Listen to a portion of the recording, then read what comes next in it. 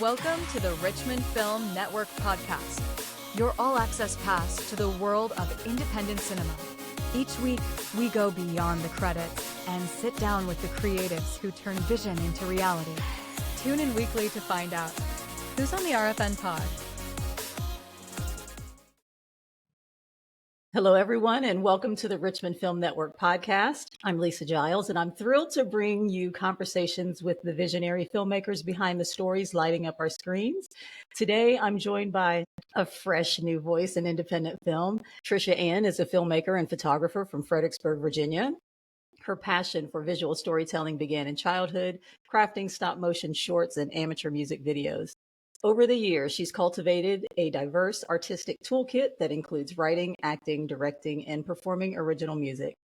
At the heart of her work is a clear mission to tell stories that challenge the world, socially and emotionally. Tricia's short film, The Picnic, makes its world premiere at RFN Indie Fest on Saturday, April 17th at 2 p.m. at the Park RVA. Here's the logline. A condescending husband grapples with his conscience as he plots to kill his wife. Tricia, welcome to the RFN pod. Hello, thank you so much for having me. I'm happy to be here.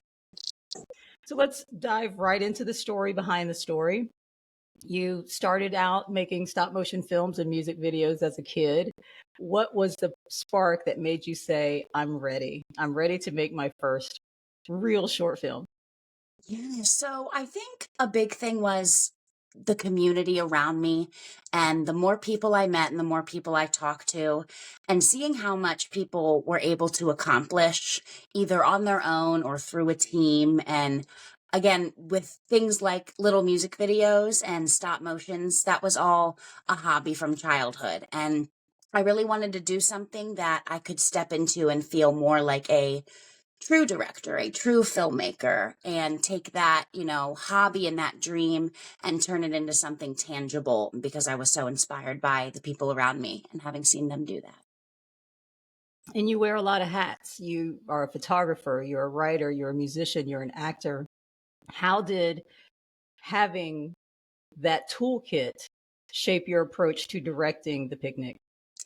I definitely feel like that kind of Jane of all trades aspect of me is super beneficial for something like this. I feel like I'm able to think about what every kind of department or every person needs to approach the project properly. And I think that kept me kind of well prepared to tackle things as a first-time director I maybe wasn't prepared for. Like, we didn't have a makeup artist, so collaborating with my lead actress on who's going to do her SFX makeup, who has, experience for things like that. And with wardrobe, I did not have someone that came through for wardrobe. She fell through at the last minute. So being able to kind of pull from being in theater through school and, fashion photography and just how I've learned through my other creative endeavors.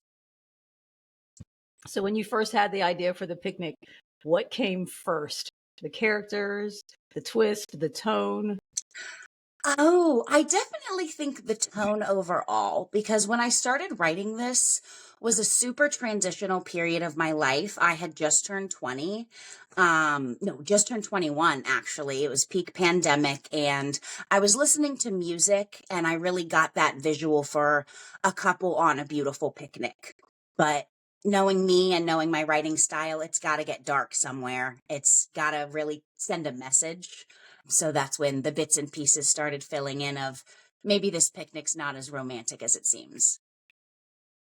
The logline alone hints at a tense and morally complex dynamic. So what themes were you hoping to explore in the story?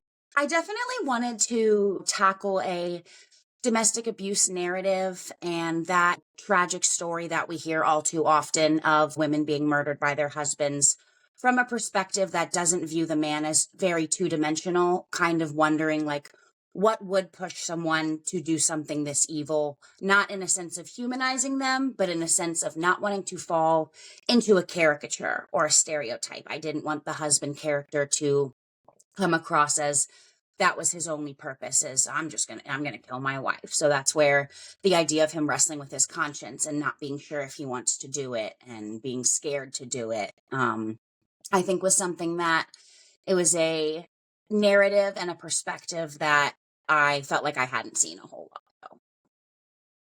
Visually, how did you use the setting of a picnic to reflect or contrast the psychological stakes? Yeah, so I feel like a lot of times in any relationship, two partners can have completely different stances on where they are, what's going on, where they stand in the relationship, how they feel about things. They could think they're on the same page and completely not be. And I think a lot of times that comes up with romantic gestures. I feel like far too often, at least maybe in my old experience, men don't always listen to what you're interested in or what's exciting to you.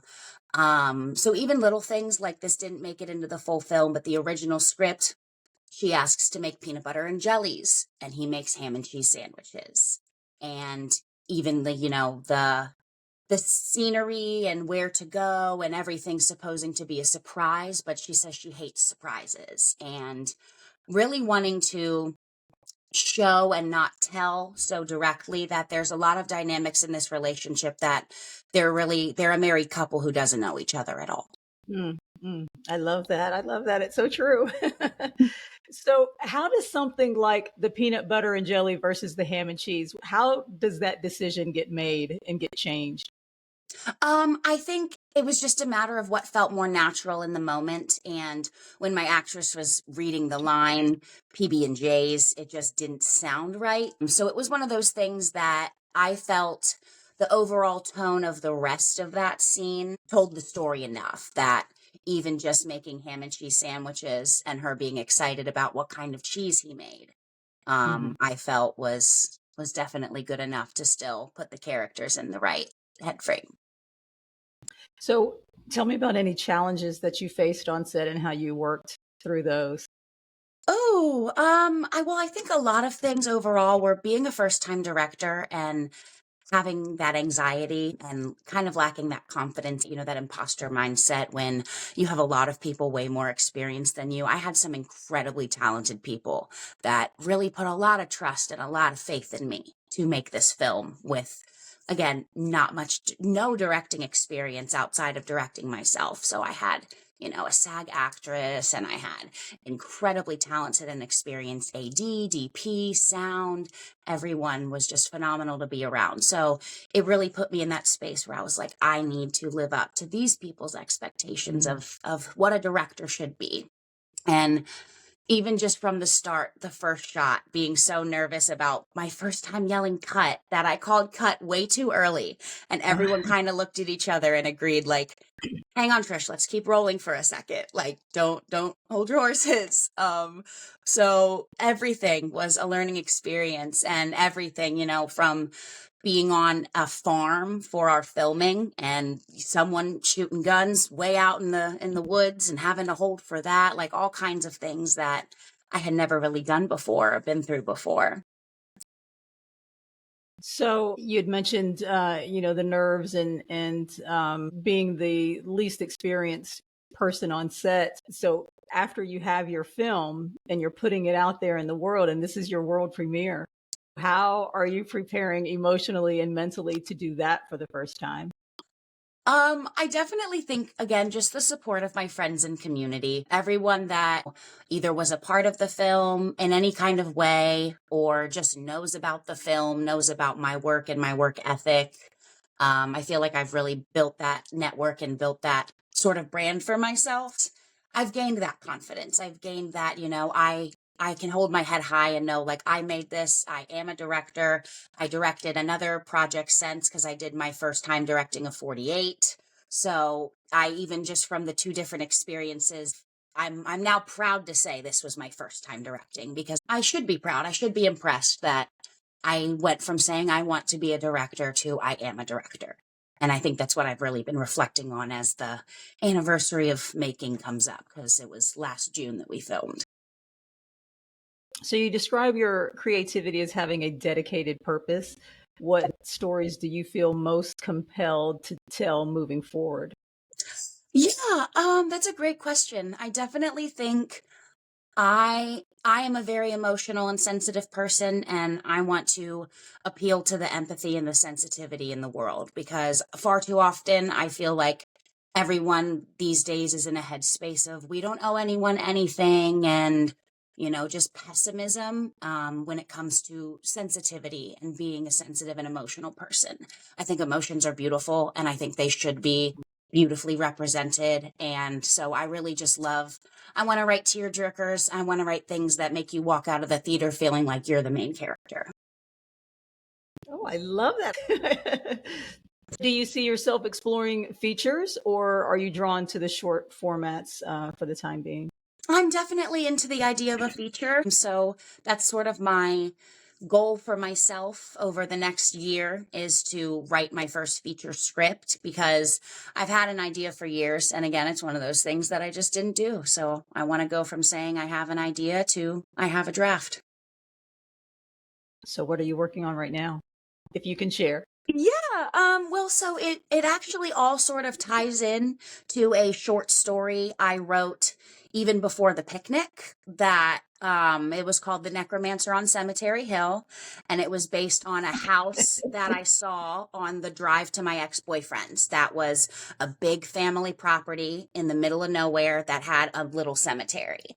And I imagined a bunch of teenagers telling the story of an urban legend about who lives in that house. And that sort of spiraled into somehow tying together a story I wrote when I was 13 about witches and witch hunting.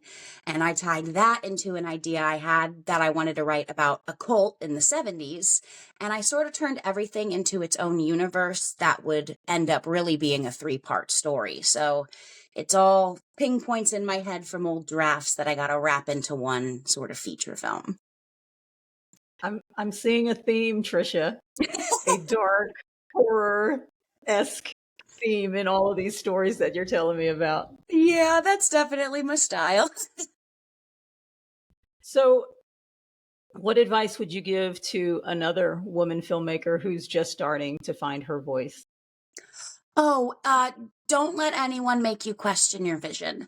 I think there was a beautiful moment on set where some people weren't seeing what I was seeing, and they started questioning the way I was directing a shot and I was directing a scene. And they were, in a sense, it created sort of an argument. And my first AD stepped in and sort of said, we need to stop having this conversation, because Tricia's the director and she's the only woman in the room. And this is wrong of us to be speaking over here.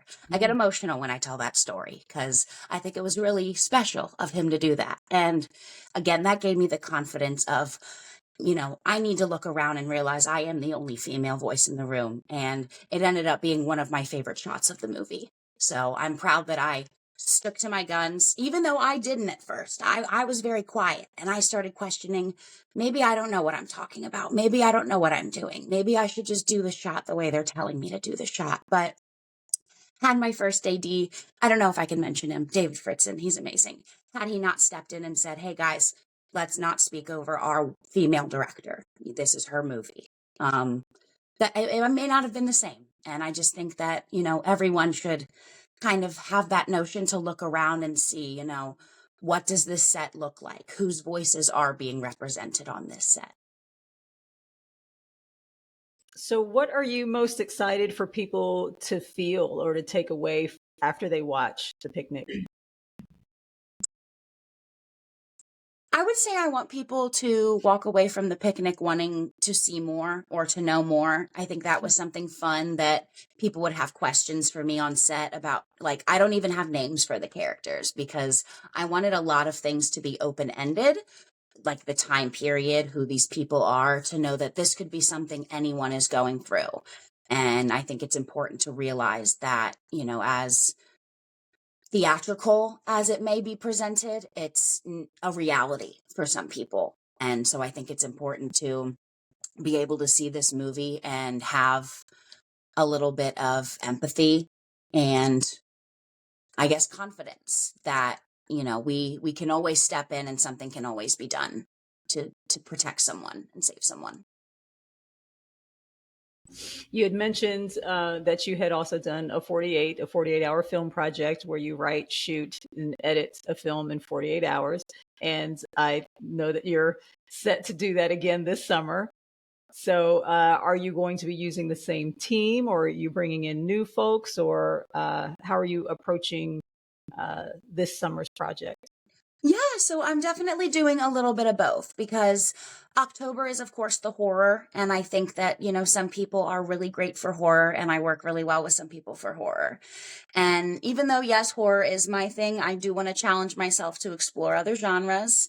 And I've had some incredibly talented people that I've not worked with before network with me and ask to work with me.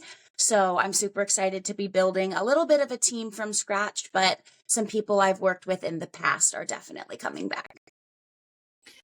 The picnic was not a 48. This was your own separate project on your own time. What does doing a competition like the 48, where you're doing all of the creative in such a condensed period of time, how does that serve you as a director moving forward? Ooh, that's a great question. I definitely feel like my experiences directing a self project over kind of an unlimited timeline, having multiple days to shoot. I had years to sit on the script and make adjustments and things to question, things to think about, things to overthink about. I think with the 48, you got to make a decision and stick with it. You got to have the confidence that, yes, this makes sense and the audience is going to resonate with it, even if it sometimes doesn't because you're tired and you think it makes sense and it doesn't. I think it really does challenge you to have that quick thinking and that quick problem solving instead of, oh, let me sleep on this and see how, reread it in the morning with fresh eyes. And I think in a sense, opens up your creative toolbox and gives you more to work with, because I really realized working with my 48 is your actors themselves can give you some great ideas and answer a lot of your questions. And so I think I want to lean into that more with my directing. So if you had no limitations, no budget restrictions, you could make whatever movie that you wanted to make, what does your big dream picture look like? Ooh, so I have had an idea in mind for a while of an actual TV series of sorts, because I'm super into not only anthologies like American Horror Story or Mike Flanagan's like Haunting of Hill House and Haunting of Bly Manor. So I was really interested in the idea of what writing a series looked like. So I've had a pilot of something sitting in my drafts for a while that I just feel like the more and more I direct shorts and eventually a feature, I think that would be something that would be really fun to do, is a TV series. And if you could work with anybody in the world, who would it be? Oh, okay. So she doesn't do a lot of acting anymore, but when I was a kid, I used to like fan cast all of my scripts. So I'd be like, if I could cast this actress, I would. And Chloe Grace Moretz was in like every single one. So as silly as that sounds, it was like my childhood dream to direct her. But I think as far as like creative collaboration, I've always loved the idea of working for Adult Swim, making strange and quirky things. So where can people follow your work or connect with you online? Oh, so my film production company is called The Rat's Nest. So our Instagram handle is From the Rat's Nest. And also my personal Instagram, Tricia Dumm. I post a lot there. I'm definitely trying to stay active about posting what I'm working on, posting what's coming up. I do have a website, theratsnest.mypixieset.com. You can find the link in my Instagram, and that's where you can see the link to the upcoming showing and tickets. I try to keep it updated with things like that.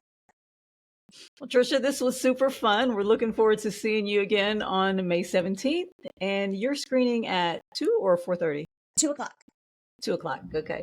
We'll see you at RFN Indie Fest on Saturday, May 17th. I can't wait. Thank you so much for having me. That's a wrap for this episode of the Richmond Film Network podcast. Thanks to our guest and to you, our listeners, for tuning in. Don't forget to subscribe, comment, and share. Tune in next week to see who's on the RFN pod. Until then, keep the cameras rolling.